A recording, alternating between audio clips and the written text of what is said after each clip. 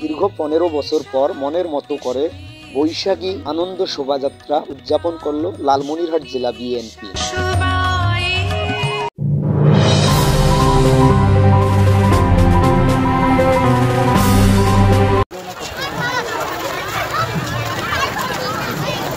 আজকের চোখ ইউটিউব চ্যানেলের স্টাফ রিপোর্টার রবিউল ইসলাম রবির ভিডিও ও তথ্যচিত্রে আমি এস.এম. রবিউল ইসলাম আপনাদের স্বাগত জানাচ্ছি। দীর্ঘ 15 বছর পর মনের মতো করে পহেলা বৈশাখের আনন্দ শোভাযাত্রা এবং পহেলা বৈশাখ আনন্দ উদযাপন করলেন জেলা বিএনপি লালমনিরহাট। পহেলা বৈশাখের আনন্দ শোভাযাত্রায় প্রধান অতিথি হিসাবে অংশগ্রহণ করেছিলেন উত্তরবঙ্গের ম্যাজিশিয়ান রাজনীতিবিদ, বাংলাদেশ জাতীয়তাবাদী দল বিএনপির রংপুর বিভাগীয় সাংগঠনিক সম্পাদক এবং লালমনিরহাট জেলা বিএনপি সংগ্রামী সভাপতি অধ্যক্ষ আসাদুল হাবিব দুলু মহোদয় এবং তার পরিবার।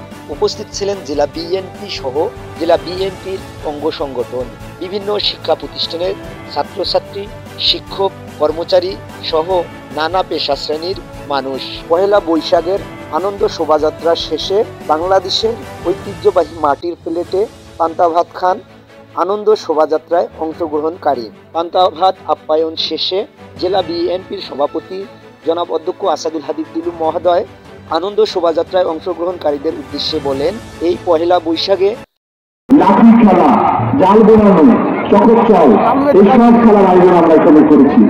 আর সবচেয়ে মানুষকে চিত্ত আকর্ষণের জন্য শ্বাস-প্রশ্বাস বরাবরের ব্যবস্থা করা হয়েছে এবং নতুন করে সাঁতার প্রতিযোগিতা দেওয়া হচ্ছে ঐতিহাসিক সুন্দরমতি পুকুরে। আমি মনে করি এই 4 দিনের প্রতিটি অনুষ্ঠান আপনারা উপভোগ করবেন, শান্তি শৃঙ্খলা রাখবেন, জীবনের আনন্দের কোনো ব্যতিক্রম নেই। একটি মানুষ যদি সুস্থ রাখতে হয় তাকে অবশ্যই ঠিক করে বিনোদন দিতে হবে, আর সেই বিনোদন হতে হবে অবশ্যই স্বাভাবিক, কোনো অশ্লীলতা, কোনো খারাপ অসামাজিক কোনো কার্যকলাপের সাথে আমরা জড়িত না হই। নির্মল আনন্দ, শুধু আনন্দ পাবে লোক, সে আনন্দের মধ্যে আগামী দিনে জীবন গড়বে। এখানে অনেক শিক্ষা প্রতিষ্ঠানের ছোট ছোট ছেলেমেয়েরা এসেছে, তারা নানান কাজে সাজিয়েছে নিজেকে। এটি তাদের জীবনের কত আনন্দ, কত প্রেরণা তারা বুঝতে পারছে। সুতরাং তাদেরকে আনন্দ দিয়ে আগামী দিনে একটি সুস্থ সমাজ, সুস্থ জাতি গঠনের যে প্রক্রিয়া, সেটি আমাদের মনে একটা সুফল হিসেবে কাজ করে। আমি আর কথা বলতে চাই না বেশি। আমরা একটি নতুন বাংলাদেশে নববর্ষ উদযাপন করতে যাচ্ছি। সুতরাং এই নববর্ষে আমাদের শপথ একটি সুস্থ বাংলাদেশ, একটি মানবিক বাংলাদেশ, একটি বৈষম্যহীন বাংলাদেশ, একটি গণতান্ত্রিক বাংলাদেশ, একটি দুর্নীতিমুক্ত বাংলাদেশের যে সংগ্রাম, সেই সংগ্রামে আমরা যেন সবাই আক্রমণ করি।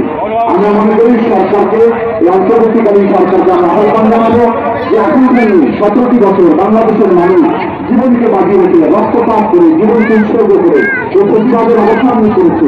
সে আকাঙ্ক্ষা ছিল যে একটি অবাধ, গ্রহণযোগ্য, নিরপেক্ষ নির্বাচনের পরিবেশ সৃষ্টি করা, যে পরিবেশের মধ্যে দিয়ে বাংলাদেশের মানুষ তার মনোনীত ব্যক্তিকে নির্বাচনের সুযোগ পাবে। সেই অবস্থা অতি অল্প সময়ের ভিতরে একটি রোডম্যাপ ঘোষণার মধ্যে দিয়ে মানুষকে আবিষ্কারের হাত থেকে ধরে নিয়ে আসবেন।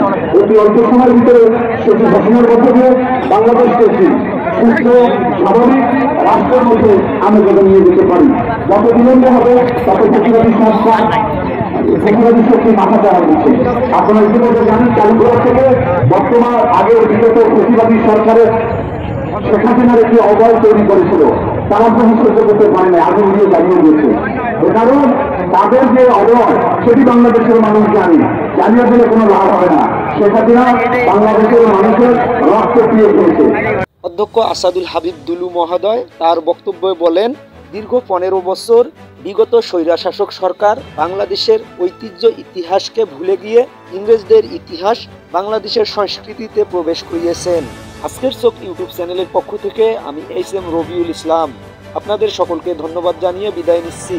আজকের চোখ ইউটিউব চ্যানেলটি সাবস্ক্রাইব করে লালমনিরহাট জেলা ও দেশের সকল খবর পেতে চোখ রাখুন আজকের চোখ ইউটিউব চ্যানেল এবং আজকের চোখ ফেসবুক পেজে।